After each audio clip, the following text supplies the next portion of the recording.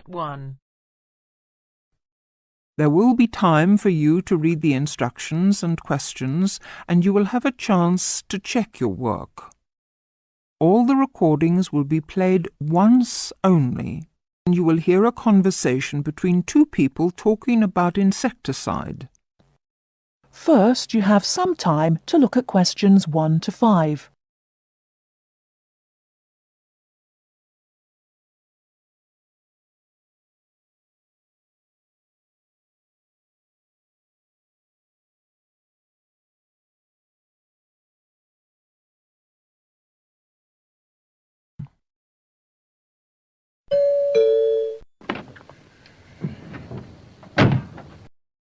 Yes? Oh, good morning, madam. I'm from Pestaway Market Research. I'm doing consumer research in this area. I wonder if you'd mind telling me, do you use Pestaway in your home? Pestaway? Oh, the insecticide thing. Well, yes, as a matter of fact, I do. What do you use it for, madam? Fleas, ants, cockroaches, woodworm? Oh, cockroaches. This is an old house, you see, and we often get cockroaches in the kitchen. I tried scrubbing and disinfecting, but it didn't seem to do much good. And then I heard a commercial about Pestaway, so I thought I'd try that. Was that on TV? No, it was radio, one of those early morning shows. You heard it advertised on the radio? Fine. And you say you use it in the kitchen. Do you use it anywhere else in the house? In the bathroom, say? Oh, no. We've never had any trouble anywhere else. We get the odd wasp in the summer sometimes, but I don't bother about them. It's the cockroaches I don't like. Nasty, creepy, crawly things. And you find Pestaway does the trick? Well, yes, it's quite good. It gets rid of most of them. How long have you been using it, madam? Oh, let's see. About 2 years now, I think. About 2 years. And how often do you find you have to spray? Oh, I give the kitchen a good spray round the skirtings and under the stove, you know, about every 6 weeks. Every 6 weeks or so, I see. Before you hear the rest of the conversation, you have some time to look at questions 6 to 10.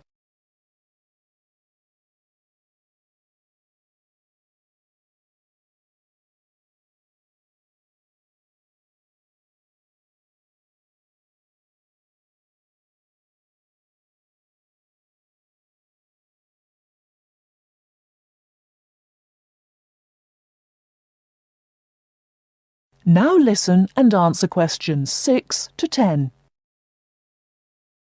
About every 6 weeks. Every 6 weeks or so, I see. Where do you buy your Pestaway, madam? A supermarket? Chemist? Oh, no, I get it at the little shop at the end of this street. They stock practically everything. It means taking a bus if I want to go to the supermarket. Well, thank you very much, madam. Oh, could I have your name, please? Mrs. Edgerton. Mary Edgerton. That's E-G-E-R-T-O-N. E-G-E-R-T-O-N. And the address? The address is 12 Holly, Peterford. 12 Peterford. And may I ask your age, madam? Oh, well, just put down I'm over 50. As you like, Mrs. Egerton. And occupation? Housewife? Well, I used to be a telephonist before I married. I had a very good job at the post office, but what with a husband to look after and 4 children to bring up, it doesn't leave you much time, does it? Occupation, housewife. Well, thank you very much for your time, madam. You've been most helpful. That is the end of Part 1. You now have half a minute to check your answers.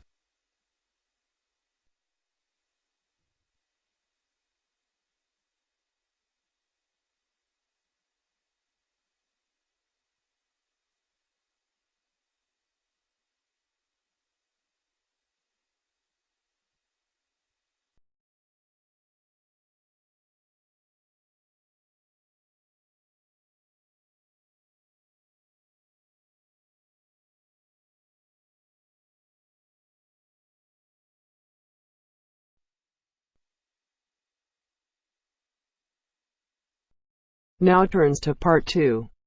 Part 2. You will hear an introductory speech to students at a summer school. You have 30 seconds to look at questions 11 to 14.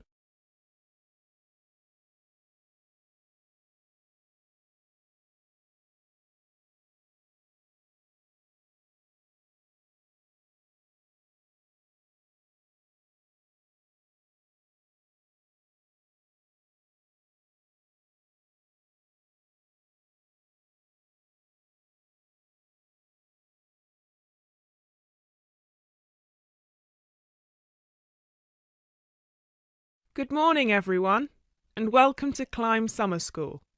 Now, I know most of you have travelled a long way to get here, and you're probably looking forward to settling into your rooms. So I promise I won't keep you long, but we've got to get through this very brief induction just to make your stay here as pleasurable as possible. Now, as you can see, while we're located very close to the centre of London, we're actually quite cut off from the main road.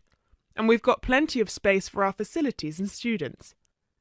This was part of our founder's vision, Jasmine Climb, who thought that the best environment for teenage students would be a place that combines the comforts of a big cosmopolitan city with the beauty and serenity of a quiet, remote site. Now, back in 1983, when our school was founded, this all here was an abandoned warehouse, and the classes were held in the main building that you can see over there. There were no trees, no conifers surrounding the property. There wasn't even a main gate. It took years and a great deal of effort to get our school to where it is today. And I'm sure that if you take a look at page 34 in your brochures, where you can find a picture of what the school used to look like back then, you'll agree that the changes we've made are more than impressive. But it's not just the facilities that make Climb Summer School special, obviously, and I'm certain you already know this. Over the following 10 weeks, you'll receive an assortment of classes on a variety of topics, ranging from language, literature and poetry to creative writing, communication and project management. All of these modules have been designed to improve your chances of getting a place in the universities of your choice, while also giving you the opportunity to learn, excel, and of course also socialise with people from all over the world. I can tell you, just among the 30 of you, we've got about 21 different nationalities. So what happens now? First of all, I'll be handing out a map of the premises for you to have a look at, and explaining where everything is. Once we're done here, you'll all be taken to your rooms where you can unpack and relax for a couple of hours. And later on, we'll be having our first activity of the day, a mix and match lunch in the main hall, where you'll have the chance to meet your new classmates. Later on in the afternoon, we'll be handing out your first project assignments and splitting you into teams. And tonight we'll be having our very first film night, starting with an early 20th century special.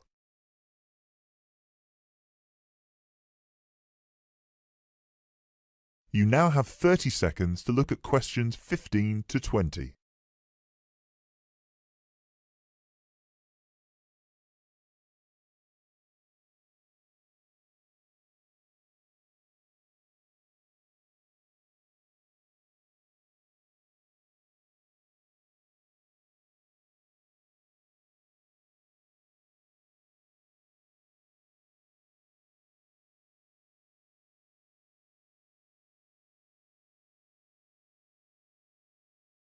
So, let's get on with the map. You've already got a version of it in your brochures, so if you can open them to the last page so we can have a look. Very well. As I showed you before, the actual school is right over there in the middle. That's where you'll be having most of your classes. Adjacent to it, you'll find the main hall, which is where we'll be hosting most events, such as today's lunch. On the left from the main building, you'll find a smaller building, which is where the accommodation and welfare offices are located. This is labelled as the garden office at the front, and it's easy to spot because it has a green door. Each of you is assigned to a different residence hall. We've got 3 residence halls in total, 1 on the left and 2 on the right. The one right next to the garden office is Ursula Hall, named after our founder's sister, while the other two are Peter Hall and William Hall. Now, as you can see, there are 3 more buildings to the left of the semicircle here, and 1 more building on the right-hand side, next to William Hall. So that one, which is shaped a bit like a dome, is the pavilion. This is where all your letters will be delivered, and in the basement floor you'll also find a laundrette. Please make sure you've got plenty of £1 coins, as you'll need one for the washing machine and another for the dryer. And that row of buildings on the left, the one closest to us here at the gate, is the canteen, where you'll be able to buy snacks as well as breakfast, lunch and dinner, on days when we don't have an event with food provided. The next one is the gym, which is open from 7 a.m. to 8 p.m. from Monday to Friday, and until 10 p.m. at the weekend. And the last building, right over there, is the study centre, where you'll find plenty of computers and books, as well as a great selection of DVDs and magazines that you can borrow with only a small refundable deposit of £5. Now, please remember to keep your student card with you at all times, as you'll need it to access most of these facilities. That is the end of part 2. You now have half a minute to check your answers.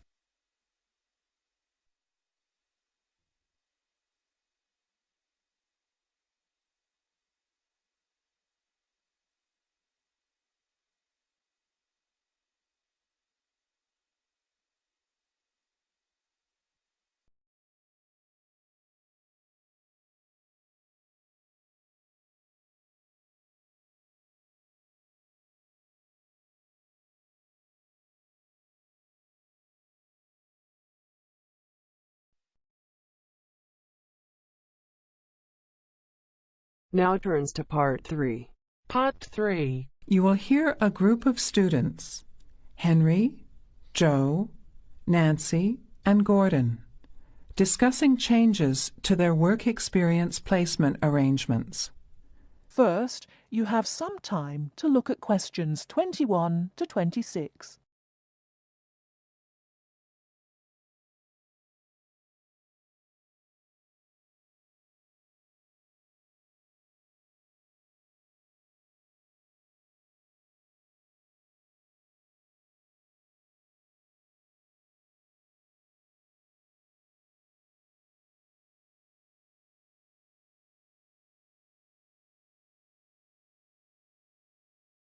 Now listen carefully and answer questions 21 to 26.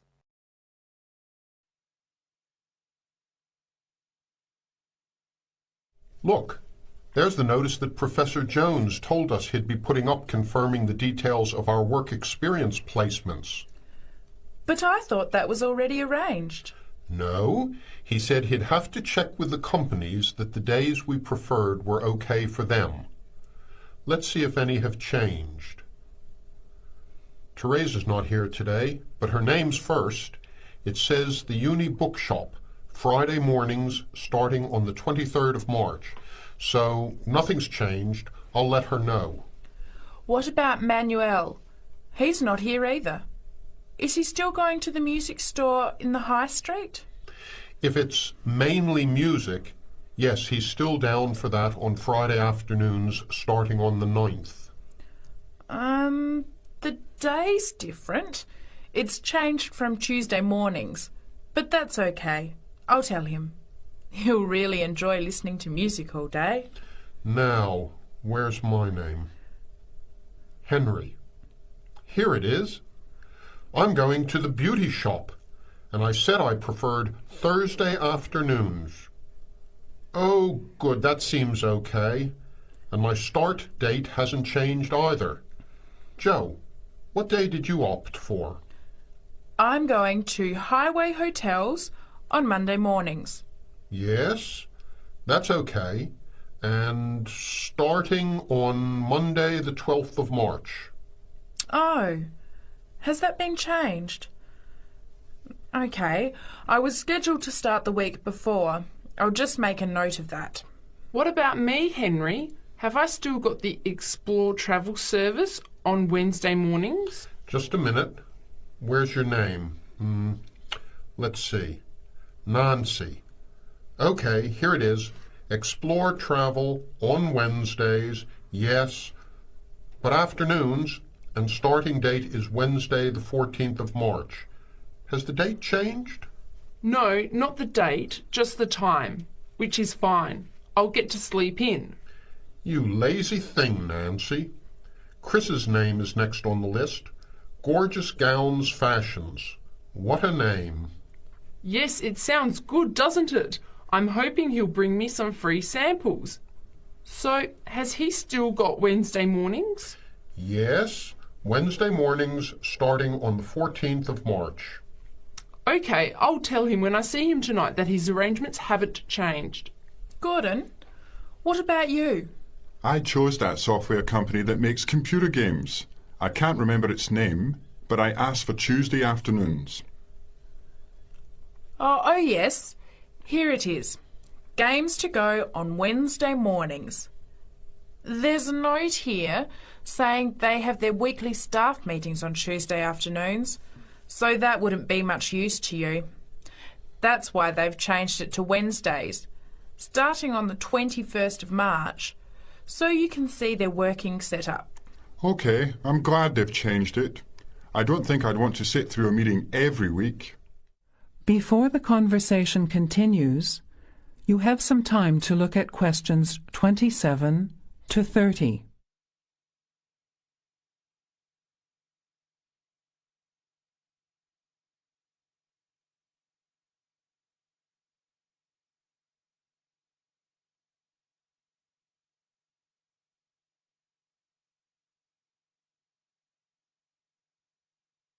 Now, as the conversation continues, answer questions 27 to 30. Can someone remind me what time we have to get to our placement in the afternoons? It says here, mornings start at 9 a.m. and afternoon sessions at 1 p.m.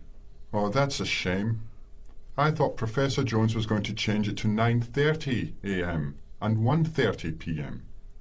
Yes, he did say that he'd try to make it later, but obviously that wasn't possible. By the way, just in case, what happens if we're ill or something and can't make it? Do we phone the college or the place we're going to? I think we have to phone the company first and then the college. Didn't you get the information sheet about work experience at our last seminar? No, I missed it because I had to go to the dentist. What else did it say? Well, we have to do a total of 24 hours altogether. So if we miss one of the arranged sessions, we have to organise another time to make up the hours. And he gave us details of the presentation we have to give about our work experience. Oh, really? What do we have to do? In week 10, we each have to give a presentation to the class about the company we've been with. It's 30% of our final mark for this subject, so it's going to be a lot of work. Yes, he's expecting us to do a lot of research while we're there so that we can outline the history of the company, its management structure, number of employees, other branches, etc. And he said we should use lots of visuals such as diagrams and flowcharts during the presentation. Yes, and we should also include what we did each week, the different departments of the company or positions that we observed, and try to relate what we saw to our studies so far. He gave examples like management style, accounting systems, information technology, and so on. You were right. It sounds like lots of work. That is the end of part 3. You now have half a minute to check your answers.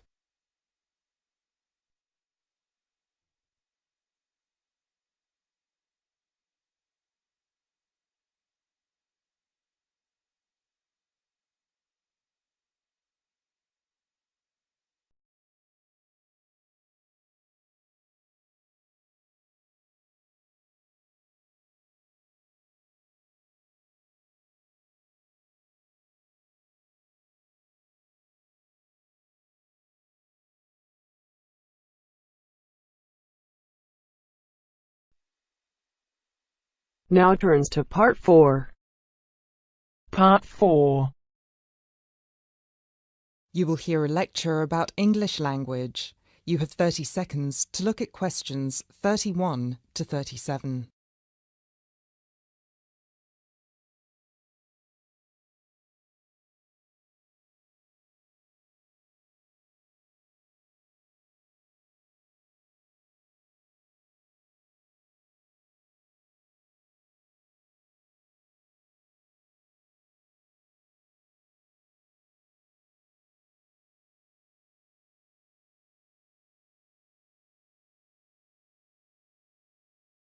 Those of you who were here last week will remember that we talked about the journey of the English language from its early Indo-European origins through to Old English, Middle English, and then to early and late modern English before it reached the form that it has today. Today, we will be continuing that theme by focusing on the future of the English language and all the places it might go from here. There are about 2.1 billion people around the world who can speak English. Out of these, only 400 million are native speakers, which means that 4 in 5 English speakers are non-natives. This is obviously quite an impressive number, considering that just 2 centuries ago, in 1801, there were only about 20 million speakers of English around the world, and languages like French and German were ahead of English in terms of how many people were using them. But what does it mean? What it means is that the future of the English language doesn't really depend on its native speakers, but on that massive number of non-native speakers learning it around the world. Has anyone heard the term pidgin before, or Creole? A pidgin is a simplified version of a language which acts as a bridge between two people who don't have a common language, allowing them to communicate with each other. While a Creole is a language that evolves from a pidgin, with the difference that it is fully formed with clear grammatical rules and vocabulary. There are currently dozens of pidgin and Creole languages based on English around the world, for example, Nigerian pidgin or Jamaican patois. These languages are also known as Englishes. What's interesting about these Englishes is how different they sound to, for lack of a better term, proper English. Take the word trousers, for instance. In Sheng, which is a Kenyan Creole language, they're called longi because they're long. But even versions of English that are recognized as official variations or dialects still differ greatly from each other. Americans and Jamaicans would call the back of a car where you store your luggage the trunk. Britons, Australians, Canadians, and other Commonwealth countries would call it the boot. A subway in the UK is a tunnel under a road that allows pedestrians to cross safely. In the US, it's an underground train. You might think of these differences as minute, but when you take into account the dozens of different versions of English out there, a very intriguing parallel arises with another language from the past: Latin. Latin, too, used to be a lingua franca. Nowadays, it's all but dead, spoken only by a few clerics and scholars. At some point in history, it splintered into various different languages which became known as Romance languages. For example, Spanish, Italian, or French.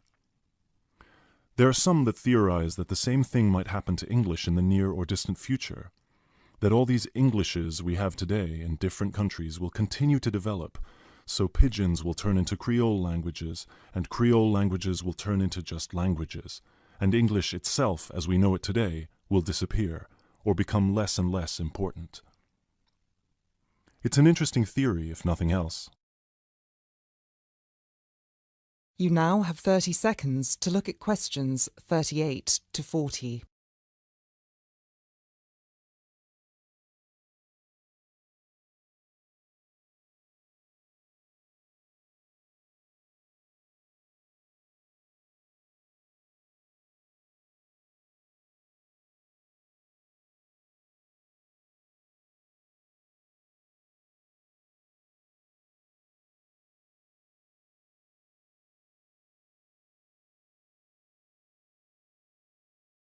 It makes sense that as English grows in popularity, countries, especially those with a strong sense of identity and tradition, will develop their own versions of the language, marked by the idiosyncrasies of their culture.